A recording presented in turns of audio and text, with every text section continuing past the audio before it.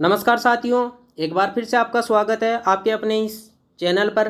दोस्तों, आज के सेशन में अपन बात करने वाले हैं जो आपके सामने कॉमन डाउट्स आने वाला है वो ये हैं। जो अगर आप OBC category, SC category, ST category, EWS category से बिलोंग कर रहे हैं तो फिर आपके सामने ये क्वेश्चंस आने वाला है और आपको ये सावधानी बरतनी चाहिए, ध्यान रखना चाहिए।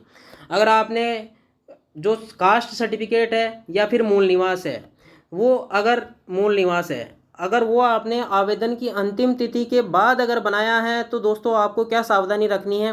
तो दोस्तों, आवेदन की अंतिम तिथि के बाद अगर आपने बनाया है तो फिर तो भी आप एलिजिबल होते हैं। ऐसा नहीं है कि भाई अगर आप आवेदन की अंतिम तिथि के बाद कोई सर्टिफिकेट बनाते हैं और उस सर्टिफिकेट को डीवी टीम वैलिड नहीं मानती है और फिर आपको सिलेक्शन से बाहर कर दिया जाएगा। तो दोस्तों, ऐसे चिंता लेने की कोई आवश्यकता नहीं है। आवेदन की तिथि से अगर कहीं बाहर हो या बाद में अगर आपने डॉक्यूमेंट्स बनाया है या बहुत पहले का बना रखा है तो उस पर भी बात करेंगे। अगर मान लो जैसे आपने कोई नया डॉक्यूमेंट्स नहीं बनाया, नया कास्ट सर्टिफिकेट नहीं बनाया और बहुत पहले का आपका ओबीसी सर्टिफिकेट है या कास्ट सर्टिफिकेट है तो उसका भी सॉल्यूशन है, उसकी भी बात करेंगे। लेकिन अभी बात कर रहे हैं अपन, अगर आपने आवेदन की अंतिम तिथि के बाद बनाया तो फिर क्या होगा। तो दोस्तों, आवेदन की अंतिम तिथि के बाद का वैलिड होता है ये कार्मिक विभाग का 17/10/2022 का एक सर्कुलर है और इसमें साफ साफ दिया हुआ है कि भाई आपका ये वैलिड होता है कास्ट सर्टिफिकेट। तो इसके अंदर क्या दिया हुआ है इसको आप यहाँ पर कंप्लीटली देख सकते हैं।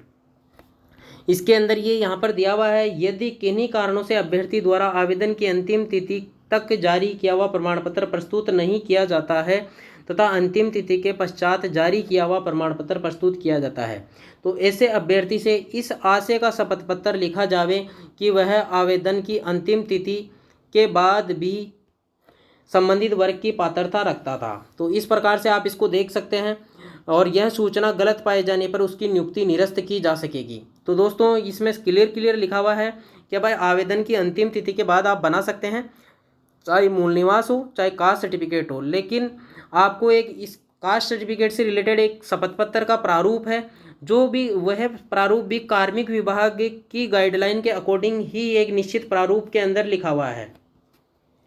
तो ये निश्चित प्रारूप के अंदर लिखा हुआ है, कार्य विभाग की गाइडलाइन है, उसके अकॉर्डिंग वो आपको टेलीग्राम चैनल पर मिल जाएगा, मैं वहाँ शेयर कर दूंगा। उसी फॉर्मेट के अंदर आपको कास्ट सर्टिफिकेट का ये प्रारूप बनवाना है। अब दोस्तों, ये प्रारूप तो बनवाना ही है, इसके अलावा इसमें क्या एक और इश्यू है। अब बात करते हैं उनके लिए, ये तो उनके लिए हो गया जिन्होंने आपने बनाया, जो आपका जो सर्टिफिकेट है वो आवेदन की अंतिम तिथि के बाद बनाया है तो उसका समाधान हो गया। लेकिन आवेदन से पहले का अगर आपका है तो फिर कब तक का वैलिड होगा उस पर अपन बात कर लेते हैं।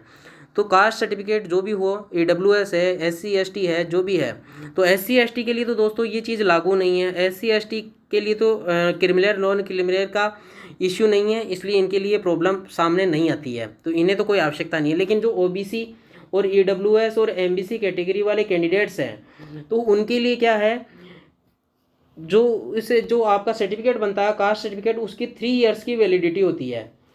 कितनी वैलिडिटी होती है दोस्तों? 3 साल की वैलिडिटी होती है। लेकिन ये मान्य कैसे होती है? 1 साल की वैलिडिटी तो बिना किसी एफिडेविट, बिना किसी शपथ पत्र के मान्य हो जाती है। लेकिन 1 साल से ज़्यादा पुराना होने पर, 2 साल पुराना हो गया या 3 साल पुराना हो गया तो फिर आपको एफिडेविट अटैच करना पड़ता है, और वही एफिडेविट अटैच करना पड़ता है जो नया बना रहे हैं उनको जो अटैच करना होगा वही आपको अटैच करना होगा। सेम प्रारूप है, टेलीग्राम चैनल पर आपको मिल जाएगा, डीओपी की गाइडलाइन के अकॉर्डिंग है, तो उस हिसाब से आपको बनाना होगा। बाकी ये वाला एफिडेविट आपको जो शिक्षा विभाग ने पीडीएफ जारी करी है उसके अंदर कहीं देखने को नहीं मिलेगा। वहाँ पर जैसे ही आप डॉक्यूमेंट वेरिफिकेशन कराने जाओगे तो डीवी टीम बोलेगी कि भाई आप इस फॉर्मेट में आपका कास्ट सर्टिफिकेट का ये जो एफिडेविट है बनवा कर लाओ। अगर आपने किसी और फॉर्मेट में बनवा लिया ना तो फिर आपको दिक्कत होने वाली है और आपके 50 रुपये वेस्टेज जाने, 50 रुपये तो वो, और रेवेन्यू का जो अलग से अमाउंट लगेगा, तो 50 रुपये के स्टाम्प का मतलब 80 रुपये 90 रुपये के आसपास की जो अमाउंट होगी, 80 रुपये के आसपास की, तो वो आपकी वेस्टेज चली जाएगी, मेहनत बेकार चली जाएगी। तो आप इसी फॉर्मेट के अकॉर्डिंग, जो डीओपी का फॉर्मेट है उसी के अकॉर्डिंग आप शपथ पत्र बनाएं और उसके साथ अटैच करें। तो दोस्तों, 3 साल से अगर ज़्यादा पुराना है तो सर्टिफिकेट आपको, जैसे 1 साल से अगर ज़्यादा पुराना हो रहा है ओबीसी आपका, जो आवेदन की अंतिम दिनांक थी उससे पहले का 1 साल से ज़्यादा पुराना सर्टिफिकेट है आपका कास्ट सर्टिफिकेट, तो फिर आपको शपथ पत्र लगाना है, चाहे वो कितना ही उससे पहले का पुराना हो। और अगर आपने नया बनवा लिया है तो अब दोस्तों ज़्यादातर कॉमन कैंडिडेट्स आपके क्या प्राप्त होंगे कि सर एक तो बना हुआ था हमारा आवेदन की अंतिम दिनांक से पहले का, और एक हमने न्यू भी बनवा लिया अब, तो अब हम कौन सा लगाएं।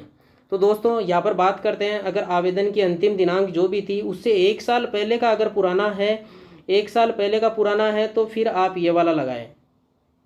इसमें कोई शपथ पत्र आपको लगाना नहीं पड़ेगा। लेकिन 1 साल से ज़्यादा पुराना है तो इधर भी शपथ पत्र लगाना पड़ रहा है, और अगर नया बना रहे हैं तब भी शपथ पत्र लगाना पड़ रहा है। तो फिर आप एक काम कर सकते हैं, ये दोनों में से कोई सा भी लगा सकते हैं और शपथ पत्र आप लगा सकते हैं। तो आप न्यू वाला लगाएं और शपथ पत्र अटैच कर देवें कि भाई मैं सब जो भी आपका प्रारूप है शपथ पत्र का, उस प्रारूप को फिलअप करके नोटरी से स्टैम्प करवा के और उसको अटैच कर देवें। और जो फिर ऑफलाइन डीवी होगा, ऑनलाइन में तो आप इन दोनों को अटैच कर देवें, ऑफलाइन डीवी होगा तो आप पुराने वाला भी लेकर जाएं वहाँ पर। अगर डीवी टीम आपसे मांगे पुराने वाला तो आप वहाँ पर दिखा सकते हैं अटैच्ड, यहाँ पर आप नया वाला प्लस शपथ पत्र अटैच कर सकते हैं। मूल निवास अगर नया बनाया है तो आपको इस आशय का एक प्रमाण पत्र देना होगा कि मैं आवेदन की अंतिम तिथि से पहले भी राजस्थान का मूल निवासी था और यहीं में निवास कर रहा था। तो इस आशय का एक प्रमाण पत्र आपको बनवाना है। और अगर आपके डॉक्यूमेंट्स में कोई छोटी मोटी विभिन्नता है, डिस्क्रिपेंसी है, छोटे मोटे नाम जैसे आपका नाम डीओबी या वगैरह कोई छोटी मोटी मिस्टेक्स है, तो इस आशय का भी एक आप शपथ पत्र लगा देवें, एक शपथ पत्र लगा देवें। और उसमें आप बता देवें कि भी ये जो दोनों आदमी हैं, जैसे मान लो एक नाम है जिसमें स्पेस है नाम में और एक नाम ऐसा है जिसमें स्पेस नहीं है, तो दोनों व्यक्ति अलग अलग नाम में विभिन्नता हो गई। लेकिन आप इसका शपथ पत्र यूँ इस प्रकार से देंगे कि जो ये नाम है ये वाला नाम और जो ये नाम है ये वाला, तो ये दोनों व्यक्ति एक ही व्यक्ति है, और अगर इसमें कुछ गलत पाया जाता है तो इसकी संपूर्ण जिम्मेदारी मेरी होगी। इस प्रकार का एक शपथ पत्र आप बनवा कर लगा सकते हैं। तो दोस्तों मेरे ख्याल में कास्ट सर्टिफिकेट से रिलेटेड या कोई डॉक्यूमेंट्स नया बनाया है उससे लेकर जो एफिडेविट लगाना है इसके संबंध में आपको बिंदु स्पष्ट हो गया होगा। बात कर लेते हैं जो कास्ट सर्टिफिकेट का फॉर्मेट है वो कौन सा फॉर्मेट रहने वाला है। तो कास्ट सर्टिफिकेट का फॉर्मेट ये वाला रहने वाला है, ये आपको टेलीग्राम चैनल पर मिल जाएगा। ये इसके अंदर आपको शपथ पत्र 50 रुपये के नोटरी पर करवाना है। आपका नाम पुत्र श्री, आपका फादर्स नेम आ जाएगा, स्थान आ जाएगा, जाति आपकी यहाँ पर आ जाएगी। शपथ पूर्वक घोषणा करता हूँ कि और फिर मैं इस जाति से बिलोंग कर रहा हूँ और मेरी जाति ये है। अब मैं अन्य पिछड़ा वर्ग नॉन क्रिमिनल या अति क्रिमिनल, जो भी आपके अति पिछड़ा वर्ग नॉन क्रिमिनल या क्रिमिनल में बिलोंग कर रहा हूँ, उस प्रकार से आप जिस भी कैटेगरी से बिलोंग कर रहे हैं वो इसमें टिक कर देवें। मेरा पुराना जाति प्रमाण पत्र इस दिनांक का बना हुआ था, इसमें आप ऐसे लिखेंगे।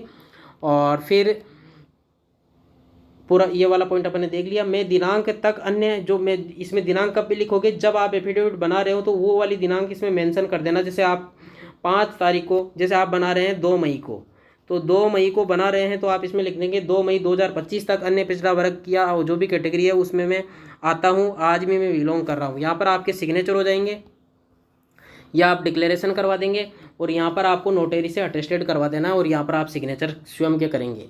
तो दोस्तों इस प्रकार से कास्ट सर्टिफिकेट से रिलेटेड जो भी क्वेरी थी वो अपन ने यहाँ पर देखी। वीडियो अच्छा लगा तो आप लाइक ज़रूर करें, चैनल को सब्सक्राइब जरूर करें, आपको अन्य अपडेटेड जानकारी भी मिलती रहेगी। ओके दोस्तों, धन्यवाद।